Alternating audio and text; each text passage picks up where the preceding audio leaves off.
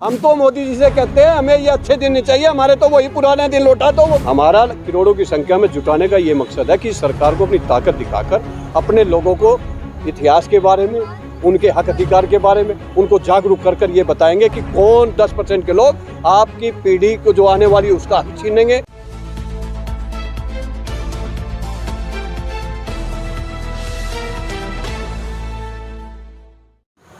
तो इतने सारे लोगों को जो संख्या में आप जुटाना चाहते हैं, इससे क्या संदेश दे देंगे आप कि हम बहुत बड़े जातिवादी हैं और हमारे फेवर में इतने सारे लोग?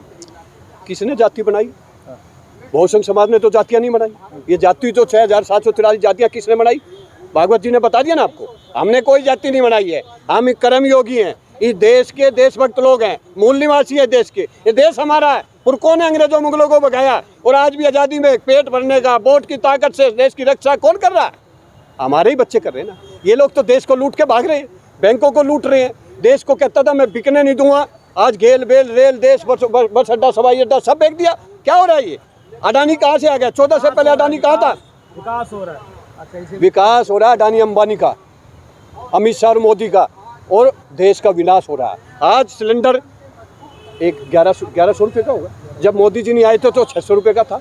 आज पेट्रोल 100 रुपये का हो गया, उस समय 60 रुपये का था। हम तो मोदी जी से कहते हैं हमें ये अच्छे दिन नहीं चाहिए, हमारे तो वही पुराने दिन लौटा दो। वो गाना ना, हम तो पुराने दिन गाने की तरफ जा रहे हैं, और लेकिन आज देश को जो है बेचने की तरफ ले जाया जा रहा है।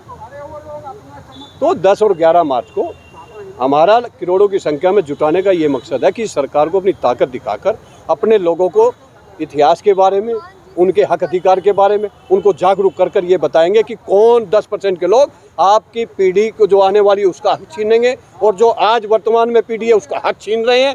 कौन आपकी सत्ता पर कब्ज बैठा है, कौन डॉक्टर इंजीनियर IPS बनने से रोक रहा है, कौन सा कॉलेजियम सिस्टम है जो आपको जज बनने से रोक रहा है, कौन सा लेटरी एंट्री का है जो आपको IPS IAS बनने से रोक रहा है। आज डायरेक्ट IAS IPS लगाए जा रहे हैं, सीधा सेक्रेटरी लगाया जा रहा है। हमारा जो है UPSC के अंदर इंटरव्यू व्यवस्था की वजह से जो है हमारे बच्चों को जो है रिटर्न में सेलेक्ट हो जाते हैं, मेरिट में आ जाते हैं, उसके बाद इंटरव्यू में निकाल दिया जाता है।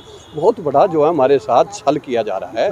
और आज हम लोगों का यही है कि किसी भी तरीके से आने वाले चुनाव से पहले हम बहुसंघ समाज के लोग, जिसकी जितनी संख्या बारी उतनी उसकी हिस्सेदारी, वोट हमारा राज तुम्हारा नहीं चलेगा, नहीं चलेगा, इस नारे के साथ 10 और 11 मार्च को मैं देश के करोड़ों बहुसंघ समाज के लोगों से आह्वान करता हूं, तन मन धन से यहाँ पहुँचे और इसको कामयाब करें। अपने आने वाली पीढ़ी को बचाएं, इस देश को बचाएं, संविधान को बचाएं, बाबा साहब के वोट की ताकत दी उसको बचाएं, और जातिगत जनगणना कर अपने बच्चों को आर्थिक सामाजिक न्याय देकर कर उनको हक अधिकार दिलाने का काम करें। ये हमारा 10-11 मार्च को। धर्म और धन की राजनीति से, हिंदू मुसलमान की राजनीति से पार्टियों को फायदा हो रहा है, तो क्या आपको लगता है कि जाति मुद्दा बनेगा और मुद्दा बनने के बाद? देखिए, अब ये मुद्दा इतना जनवत हो चुका है कि बिहार में तो तेजस्वी और नीतीश कुमार ने इसको जनगणना भी शुरू करा दी है, सर्वे है। लेकिन हमें भी पता है जब तक ये राष्ट्रव्यापी जो है जातिगत जनगणना नहीं होगी इसका फायदा नहीं मिलेगा। लेकिन कहीं ना कहीं हमें शुरुआत करनी पड़ेगी। और देखिए, मैं आपको आज बताना चाहता हूं कि आज 300 के आसपास हमारे बहुसंघ समाज के सांसद हैं, तो मैं आज उनको भी कहना चाहता हूं, कहीं ना कहीं अगर आने वाले टाइम में और 10-11 मार्च को रामलीला मैदान में आपने पहुंचकर हमारी आवाज को बुलंद नहीं किया, तो आने वाले विधानसभा लोकसभा चुनाव में ये बहुसंघ समाज के लोग आपको भी वोट की ताकत से, समाज के अधिकार से बहिष्कार कर आपको भी हराकर और अपने नए बहुसंघ समाज को लोकसभा में भेजने का काम करेगा। ये मैं बताना चाहता हूँ। बहुसंघ प्रधानमंत्री जी हमेशा पिछड़े और जो अति पिछड़े हुए लोग हैं उनके प्रति उनका विशेष फोकस है, और हर एक भाषण में आप देखेंगे कि हमें जो है पिछड़े लोगों के प्रति संवेदना है। तो आप किस तरीके से ये देखिए जनगणना करा करके इसको आप जता बता रहे हैं? देखिए, पिछड़ा वर्ग एक शब्द था, उसको अति पिछड़ा, महा पिछड़ा, ऐसे अति दलित, महादलित बनाने का काम है। लोगों को बांटना, डिवाइड एंड रूल। एक ही समाज में महा पिछड़ा वर्ग भी हो गया, महा पिछड़ा वर्ग, अति पिछड़ा वर्ग कैसे हो गया? ये सब साजिश के तहत RSS के लोग बड़ी प्लानिंग के साथ मीडिया को पैकेज देकर उसको यूज कर लोगों के माइंड को वाश कर हम लोगों को बांट रहे हैं। हम लोग तो मूल निवासी हैं, ये देश के देशभक्त है, कर्मयोगी लोग हैं। हम लोगों ने तो देश को सींचा। आज हम लोग आज़ाद नहीं कराते तो ये कैसे सत्ता पर आ जाते? आज हम वोट नहीं देते तो कैसे सत्ता पर बैठ जाते? कहीं ना कहीं आज हमारे लोगों को अब शिक्षित हो चुके हैं, जागरूक हो चुके हैं, और 10-11 मार्च को एक बहुत बड़ा महाकुंभ नए अधिकार के रूप में रामलीला मैदान में होने जा रहा है। मोदी जी देश का देखिए, इसके अंदर जो है चंद्रशेखर रावण जी भी आ रहे हैं, वामन मेश्राम जी भी आ रहे हैं, राजकुमार सैनी जी भी आ रहे हैं, सावित्रीबाई फूले जी भी आ रहे हैं, किसान नेता राकेश टिकेश जी भी आ रहे हैं, तो हम विशंबर दास निषाद जी भी आ रहे हैं, पूर्व सांसद जी, और जो रामचरितमानस पर जो बिहार के मंत्री चंद्रशेखर यादव जी वो भी आ रहे हैं। तमाम बहुसंघ समाज के लोगों का वहाँ जमावड़ा होने जा रहा है।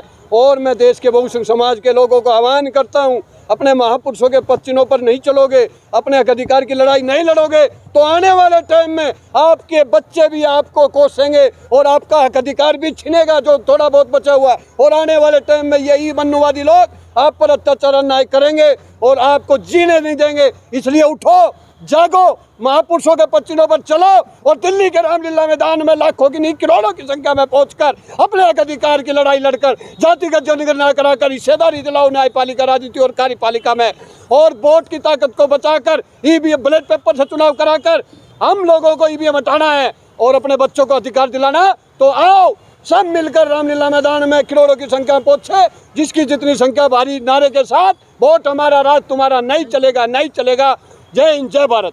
अभी मोदी जी का एक बयान आया है कि कुछ लोग कह रहे हैं मर जा मोदी, मर जा मोदी, और जनता कह रही है कि मत जा मोदी, मत जा मोदी। देखिए, जो मर जा बोल रहे हैं और जो मत जा, वही आरएसएस के लोग हैं, वही मीडिया के लोग हैं, वही पार्टी के कार्यकर्ता है। बहुसंघ समाज का कोई भी नहीं बोल रहा मत जा मोदी। देश विकास के लिए काम कर रहे हैं, लोग आलोचनाएं करते हैं। विकास हो रहा है, घेल बेल रेल देश बच्चा सब बेच दिया, कहाँ पे रह गया? इस देश को बेचा जा रहा है। हमें देश को बचाना है, इस देश को बचाना तो संविधान को बचाना पड़ेगा, क्योंकि ये लोकतंत्र जो है संविधान से चलता है, धर्म से नहीं चलता। इसलिए आओ हम सब मिलकर 10-11 मार्च को सब मीडिया वहाँ पहुँचे और इस आवाज़ को देश के बहुसंघ समाज तक पहुँचाए, सरकार तक पहुँचाए, ताकि रामलीला मैदान में भारी संख्या में पहुँचकर इस आंदोलन को कामयाब करें और अपना हक अधिकार लेकर अपने देश को आगे ले जाए। राष्ट्र उत्थान में काम कर रहे हैं मोदी जी। देखिए देश पहले कहाँ था और आज कहाँ पहुँच गया है। आज अडानी अंबानी उत्थान हो रहा है, हाँ। आज अमित शाह मोदी उत्थान हो रहा है, और जो 90% लोग हैं बहुसंघ समाज, उनका पतन हो रहा है। कैसी बातें करते हो आप? कहीं ना कहीं आज हमारे ऊपर अत्याचार अन्याय ही नहीं, हमारा हक अधिकार छिन रहा है, हमारा देश नहीं बचेगा तो हम कैसे आरक्षण बचाएंगे, कैसे आरक्षण ले पाएंगे? कहीं ना कहीं आज देश जो है खतरे में है और देश गलत हाथों में। इसलिए हम सब लोगों को रोड पर उतरकर और आने वाली 10-11 मार्च को दिल्ली के रामलीला मैदान में भाग लेकर इसको कामयाब करें, सरकार पर दबाव बनाए और अपने अधिकार लेकर रहे। अभी आप महंगाई का जिक्र कर रहे थे, अगर महंगाई होती तो अभी 3 राज्यों में सरकार बन गई मोदी जी की। देखिए, 3 राज्यों में जो है ना, सब ईवीएम प्रशासन, ईडी, सीबीआई का रोल है और वहाँ पर भी सब गठबंधन में हो रहा है। कहीं ना कहीं जो विपक्ष के लोग हैं उनको पता है कि सत्ता के साथ चलोगे तो हमें बजट मिलेगा, हमें फ़ायदा मिलेगा, इनसे सपोर्ट मिलेगी। इसलिए कहीं ना कहीं विपक्ष जो है उनके साथ कहीं ना कहीं स्वार्थ के तहत उनके सरकार बनाने का काम कर रहा है। वरना इनकी सरकार आप आने वाले टाइम में बैलेट पेपर से करा दीजिए, 100 सीट भी नहीं आने वाली इनकी। 2024 में ताल ठोक रहे हैं कि अब की बार प्रचंड बहुमत से सरकार बनाएंगे। देखिए, ताल कौन नहीं ठोकेगा? वो सत्ता में बैठा हुआ ताल ठोकने के लिए बैठा हुआ ना। सत्ता नहीं चाहिए कि उसको। तो इसलिए मैं आपको कहना चाहता हूँ, इसलिए मैं कहना चाहता हूँ कि कहीं नहीं, वो सिर्फ मीडिया बोल रही है और आरएसएस के लोग और बीजेपी के लोग बोल रहे हैं। आज देश का बहुसंघ समाज का आदमी बिल्कुल जो है पीड़ित है, शोषित है, वंचित है, और वो बिल्कुल आज आकार है उसके अंदर, वो रोड पर निकल चुका है और तमाम राज्यों के अंदर बहुसंघ समाज के लोग निकल चुके हैं। और आने वाले 10-11 मार्च को आप देखोगे कम से कम 1 करोड़ लोग रामलीला मैदान में पहुंचेंगे और सरकार पर दिखा देंगे अपनी ताकत। अब अधिकार छीनना बंद करो, देश को बेचना बंद करो, बैलेट पेपर से चुनाव करो, वरना वोट की ताकत से उखाड़ फेंकने का काम करेंगे। जय हिंद, जय भारत।